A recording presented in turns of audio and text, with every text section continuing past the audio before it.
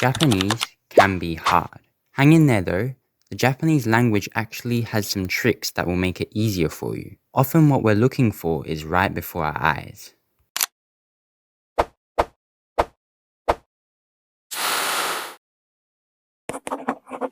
When you learn a new word, there isn't an easy way to input that word into your memory. Sock. How did you remember the word sock? It rhymes with lock, but has nothing to do with locks. You put it on your foot, and it comes in all shapes and sizes, but how on earth did our baby brains associate the word sock with something you put on your foot? What about Japanese? Well, the Japanese language is actually very interesting in this regard because it uses simpler words you already know and combines them to make new words, which also makes them easier to remember. Take kurumaisu for example. At first glance, you might think it's another Japanese word you'll have to write down hundreds of times before finally being able to use it once on your next holiday to Japan.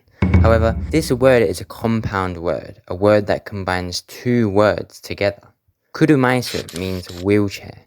The two words that make it up are kuruma, which means car, and isu, which means chair. A car chair. Wheelchair. Although the English word makes sense as well, there are some other Japanese words that make sense while the English words, not so much. Let's go back to sock. Sock. The Japanese word for sock is kutsushita.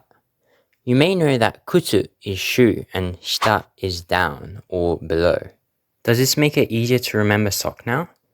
You wear your socks which go between your shoes and foot, which is one layer below your shoes.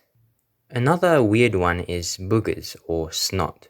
You know, the nostril stuff. This stuff in my nose, what should we call it? Boogers. Well, while Sir George XXXVIII did his thing over there, the Japanese thought of what snot reminded them of. Poop. Nose poop. Hana kuso. Similarly, the watery mucus when you have a runny nose is called hana mizu, nose water. It makes sense though, doesn't it? You know, the reason why Japanese has so many compound words is probably because of kanji. Each kanji represents something, so it would make sense to join two kanji together to make one word without having to create more kanji. These compound words can get more creative with foreign words.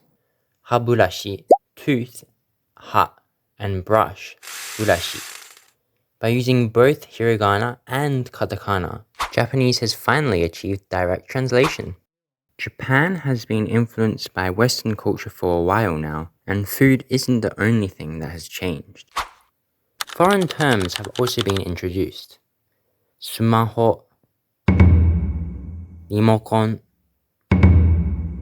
Pokemon. These words are a blend of two English words. Smartphone, remote controller, and pocket monster. When I learnt about some of these, I was mind blown. Something so intuitive was used in everyday conversations and I didn't know it. When two words, each shortened, are combined, you call it a portmanteau. I find it funny how a French word is used to describe an English phenomenon occurring in a Japanese word. Let's use combined words instead of portmanteau. Combined words exist in English too, like brunch or hangry or guesstimate. Let me guesstimate how much you ate for brunch after you were so hangry all morning. The final combined word I would like to share is karaoke. Sing almost any song as loud as you want in a personal room with your family or friends. The hint to this combined word is that the backing track played has had the original lyrics and vocalist removed for your voice to replace it. Therefore, it is a karapo, empty, orchestra, karaoke, empty orchestra. Of course, not all words can be compound words or combined words, because, well, you wouldn't have any simple words to make up the larger words. So unfortunately, you'll have to stick with learning the easy Japanese words at the beginning. But once you know the easy words, you can combine them to make bigger words. The more you study Japanese, the more you spot words that actually make sense.